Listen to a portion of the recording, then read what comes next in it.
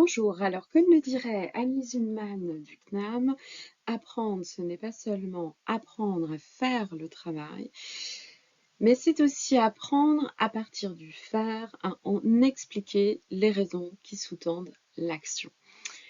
Bonjour, je suis Élodie Leberbier, formatrice consultante au CAFOC de Nantes et je vous souhaite la bienvenue sur cette capsule pédagogique qui concerne la réflexivité comme modalité pédagogique. Alors autrement dit, comment intégrer finalement les pratiques réflexives dans nos pratiques pédagogiques en tant que formateur, mais aussi pourquoi pas en tant qu'accompagnateur aussi auprès de nos apprenants. Mais un tuteur pourrait également s'en inspirer dans ses pratiques pédagogiques vis-à-vis des apprenants qui l'accompagnent. Alors tout d'abord, questionnons-nous sur qu'est-ce que la réflexivité.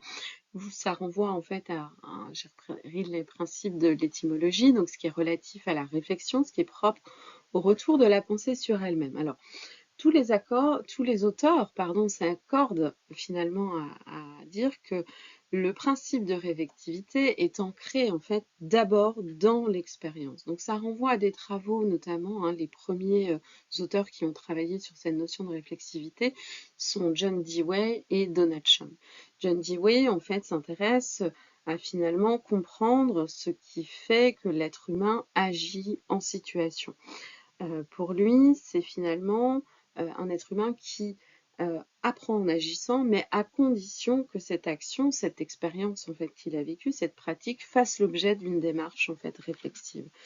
Donald Schoen, quant à lui, dans son livre notamment en fait sur le praticien en fait réflexif, présente les résultats de ses recherches sur la manière avec laquelle les professionnels en fait pensent l'action. Et il a découvert que les professionnels les plus efficaces finalement sont ceux qui réfléchissent de manière méthodique, rigoureuse, durant leur action, et que cette réflexion dans l'action était à la fois une réflexion sur l'action et une réflexion pour l'action dans l'idée d'une amélioration en fait continue. Alors, pour synthétiser finalement l'ensemble en fait de ces travaux en fait de recherche, je m'appuie sur Philippe Pernoud, qui est docteur en sociologie et chargé de cours à l'université en fait de Genève, qui nous dit que finalement il s'agit de la capacité à se distancier de ses propres pratiques pour les analyser, pour les comprendre, mais aussi les transformer dans une visée d'amélioration en fait continue. Donc la réflexivité en pédagogie, ça consiste à inciter les apprenants à analyser, évaluer leurs propres pratiques, leurs attitudes, leurs apprentissages dans l'action et favoriser finalement une prise de conscience en fait des processus qui sont à l'œuvre lorsqu'ils agissent en situation et notamment en situation de travail. Et pour nous, ça les invite à vraiment, j'ai envie de dire, devenir acteurs en fait, de leur propre apprentissage et en cela d'être aussi au cœur du développement, de leur propre développement personnel et professionnel. Nous partons de l'expérience, nous partons du regard aussi sur l'expérience, donc ça l'invite à s'auto-évaluer, prendre conscience de ce qu'il a fait, mais aussi porter un regard en fait sur ce qu'il a fait. Donc là où ça a plutôt bien marché, ses réussites, ses pépites d'apprentissage, c'est-à-dire là où il y a encore un terrain de jeu apprenant, voir un petit peu la manière dont il a déjà acquis en fait des situations et puis développer aussi son propre regard critique, son propre questionnement, sa propre qualité de questionnement par rapport à ce qui est venu nourrir l'action professionnelle en fait dans les situations de travail qu'il a pu rencontrer et ce de manière de plus en plus autonome. Côté formateur, ça nous permet aussi d'aller sur une efficacité pédagogique plus ancrée en fait dans le réel et de répondre aux besoins réels en fait de nos apprenants lorsqu'ils sont en situation. Donc de partir sur un apprentissage par l'expérience qui renvoie à des choses très concrètes, pas uniquement en fait conceptuelles, notionnelles, théoriques, et de prendre appui sur la manière dont la personne a agi en situation et non plus son regard sur ce qu'il dit qu'il doit faire finalement en situation de travail. Donc accompagner les évolutions pratiques et aussi mettre en place en fait des bulles un petit peu pédagogiques qui sont vraiment sur la base en fait d'un environnement apprenant basé sur la collaboration entre vous et l'apprenant lui-même, mais aussi en fait pourquoi pas avec des groupes d'apprenants lorsqu'on est en collectif avec des retours d'expérience suite à des phases en fait de stage ou de période en tout cas de formation au milieu professionnel. Donc l'idée c'est de développer aussi un échange beaucoup plus ouvert sur les expériences en fait vécues. Dans le cadre de la réflexivité comme modalité pédagogique, finalement, où se situer dans une échelle temps. La réflexivité, elle peut se situer en amont de l'action, comment on prépare en fait son action. Donc inviter l'apprenant à nous dire la manière dont il compte s'y prendre. C'est aussi la réflexion pendant l'action. Donc là, c'est plutôt les tuteurs, les accompagnateurs en fait en entreprise et pour voir comment il guide son action, pour l'accompagner dans l'action et lui poser peut-être des questions qui l'amènent à parfaire son agir en situation. Mais ce qui va nous intéresser plus particulièrement, c'est la réflexion en fait après l'action, c'est-à-dire des choses, il a vécu des expériences en situation de travail dans les périodes de mise en situation notamment professionnelle, et là ça va nous intéresser de voir en fait voilà ce qu'il en a retenu de cette action. Donc comment il a réalisé cette action, comment il a mis en œuvre en fait concrètement et qu'est-ce qui finalement il en apprend de cette action elle-même pour les suivantes, mais qu'est-ce qu'il en apprend aussi pour lui-même, l'apprentissage sur soi, de son positionnement, de ses propres fonctionnements, de ses propres mécanismes d'apprentissage. Donc c'est aussi de la réflexivité en fait sur soi. Et c'est aussi ce qui va nous intéresser plus particulièrement dans cette capsule pédagogique. Donc comment intégrer la réflexivité comme modalité pédagogique? C'est en fait finalement transformer plus ou moins en profondeur les postures en fait de l'apprenant. Mais ça peut aussi amener évidemment bouger nos propres postures en fait professionnelles et plus largement en fait les dispositifs de formation sur lesquels nous accompagnons qui sont conçus pour savoir comment est-ce qu'on intègre finalement ces modalités, cette modalité réflexive dans nos parcours en fin de formation. Alors on va s'intéresser justement plus particulièrement à la réflexion post-action. Pour nous, une démarche finalement en 3 étapes, le réfléchissement, la réflexion et la méta-réflexion. Alors 3 étapes qui peuvent se combiner aussi entre elles, qui peuvent être plus ou moins importantes en termes de temps, mais il est vrai que parfois nous passons un peu plus rapidement sur l'étape de réfléchissement. Nous allons voir de quoi il s'agit. Le réfléchissement, c'est en bref le recueil d'informations sur la manière dont notre apprenant a agi en situation et nous n'étions pas là. Donc c'est important pour nous de savoir, de recueillir la manière dont il a agi, tel qu'il a agi. Voilà, c'est la phase de réfléchissement.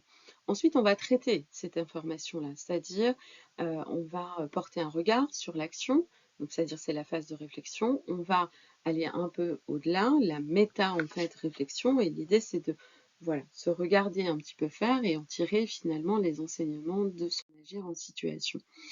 Intéressons-nous voilà, à zoomer un petit peu sur la phase en fait de réfléchissement. C'est celle où on va inviter en fait finalement l'apprenant à réfléchir l'action, c'est-à-dire au sens du miroir, c'est-à-dire refaire un petit peu le film tel qu'il a déroulé en fait son action. Sans encore porter de regard, mais vraiment décrire, l'inviter à décrire les actes physiques, la gestuelle qu'il a pu avoir, étape par étape, en fait, ce qu'il a amené à faire, voilà, tel qu'il a fait, peut-être ce qui lui revient de ce qu'il lui a dit, de ce qu'il s'est dit, ou de ce qu'il a dit, peut-être la manière dont il a agi, ses buts en fait dans l'action au moment où il était en train de faire. L'idée, c'est de l'amener à reprendre conscience la manière dont il a agi, tel qu'il a vécu en fait l'expérience.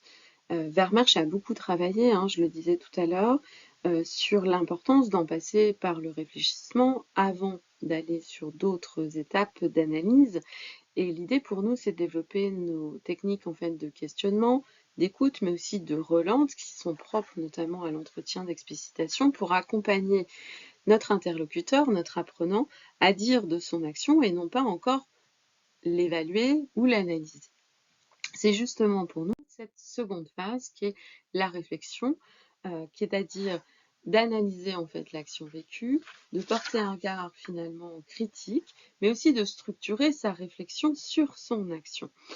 Porter un regard sur son expérience, là où ça a plutôt bien marché, comment ça s'est passé en fait de son regard pour lui, là où il y a eu des succès, là où il y a encore des zones en fait apprenantes pour lui, et finalement avoir un petit peu une analyse critique de son agir en situation, de ses gestes professionnels, pour comprendre la manière dont ça s'est déroulé pour lui et en tirer des enseignements pour la suite. Mais c'est justement là la phase en fait de méta-réflexion, c'est-à-dire réfléchir sur ses propres réflexions, sur ses propres analyses.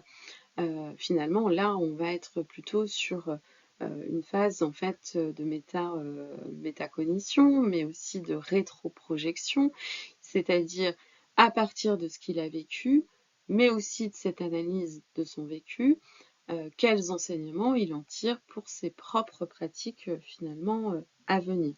Alors, justement, allons un petit peu plus loin sur quelles sont les questions que le formateur, l'accompagnateur, sur l'ensemble de ces phases pourrait avoir. Alors, dans la phase en fait de réfléchissement, les questions pourraient être celles-ci. Qu'est-ce qui te revient en fait de ce que tu as fait? Qu'est-ce que concrètement, de manière un petit peu chronologique, tu as fait étape par étape, voilà, de manière en fait finalement assez précise. Comment tu t'y es pris en fait concrètement? Et quand tu as fait telle ou telle chose, à quoi tu as fait attention particulièrement? Qu'est-ce que tu visais? Quelle était ton intention quand tu as fait ce que tu as fait? Au moment où tu as fait. Peut-être sur quoi tu t'es appuyé, peut-être tu avais une procédure avec toi, peut-être tu avais un matériel particulier. Comment tu as agi vraiment en situation au moment où tu as fait. Donc c'est cette phase de réfléchissement, c'est cette phase miroir, hein. On le disait, c'est finalement comme redérouler un petit peu le film de l'action en fait vécue. Dans la phase de réflexion, on va avoir en fait différents questionnements qui vont être plutôt voilà, un peu une question introductive. Voilà, qu'est-ce que tu analyses finalement de ce que tu as fait de cette expérience? Quels ont été peut-être les moments plus délicats, les moments clés, là où ça s'est joué en fait pour toi? Quelle réaction peut-être tu as pu avoir intérieurement? Peut-être ton regard sur finalement tes attentes entre ce que tu t'étais dit et finalement là où tu en es en fait aujourd'hui. Qu'est-ce qui marche peut-être moins bien et sur qu'est-ce que tu as mobilisé en fait comme savoir, peut-être théorique, conceptuel, notionnel, méthodologique que tu avais peut-être vu en formation et que tu as réinvesti en fait dans cette expérience. Donc là on est bien sur la réflexion sur l'action, le regard critique porté par l'apprenant et non pas le formateur. On est bien sur le regard apprenant, sa propre réflexion sur l'action. Allons plus loin sur l'étape en fait de méta-réflexion et là il s'agit en fait de l'amener à réfléchir en fait sur son action mais aussi sur ses apprentissages déjà, donc sur la phase de réfléchissement mais sur la phase de réflexion aussi. En quoi cette réflexion sur l'action permet d'apprendre sur toi et où de t'améliorer? Qu'est-ce qui serait utile de ton point de vue en fait d'approfondir? Qu'est-ce que tu capitalises un petit peu dans ton sac à dos aujourd'hui? Et qu'est-ce que cela dit de ton identité professionnelle, peut-être de tes valeurs en fait, voilà. Donc quels sont tes processus d'apprentissage? Qu'est-ce qui est facilitant aussi pour toi? Qu'est-ce qui est plus apprenant comme mécanisme, comme situation? Qu'est-ce qui fait que tu retiens en fait davantage du ou des gestes professionnels? Et puis une rétroprojection sur finalement de tout ça, qu'est-ce que tu en retires pour demain, pour tes prochaines situations apprenantes, mais aussi professionnelles que tu pourras vivre et quels sont les ajustements que tu peux te donner en termes de pratique, en termes d'outils, en termes de démarche. Qu'est-ce que tu peux envisager de faire peut-être de la même manière, peut-être autrement, différemment en fait demain. Donc 3 phases sur lesquelles nous pouvons en fait évoluer dans le questionnement et en structurant aussi ce questionnement avec progression. Alors, ces questions, sans doute vous les avez déjà posées, mais c'est surtout peut-être une manière en fait de changer de posture en fait pour nous. Nous ne sommes plus transmetteurs en fait de savoir ou d'expérience, mais nous sommes plutôt accompagnateurs de notre apprenant dans cette phase d'apprentissage à partir en fait d'une expérience en fait vécue. Donc comment finalement intégrer ces modalités réflexives dans nos pratiques en tant que formateur et ou accompagnateur? Est-ce qu'il faut changer nos pratiques? Tout dépend d'où vous partez en fait, à vous de voir. J'ai envie de dire, j'ai pas de jugement en fait là-dessus, mais en tout cas, ça nous amène à être plus dans une posture d'accompagnateur que transmetteur de savoir. Ça mobilise des compétences en fait pour nous, hein, d'écoute active, vraiment active, hein, d'empathie, de non-jugement, aussi critique par rapport à ce qu'il peut nous dire de la manière dont il a agi en situation. On est là en fait finalement pour mettre la place d'abord à l'apprenant, et c'est bien tenir sa place pour nous accompagnateurs et laisser l'apprenant apprendre de lui-même, de l'expérience qu'il a vécue, mais aussi à distance en fait de cette expérience. Alors, j'ai envie de dire, faites-lui confiance. Il saura vous étonner vraiment sur la manière dont il a déjà appris, sans même que vous-même vous puissiez apporter votre propre regard. Alors, c'est à vous maintenant. Questionnez d'abord sur le comment il s'y est pris pour faire et non plus uniquement sur ce qu'il a pensé de son faire.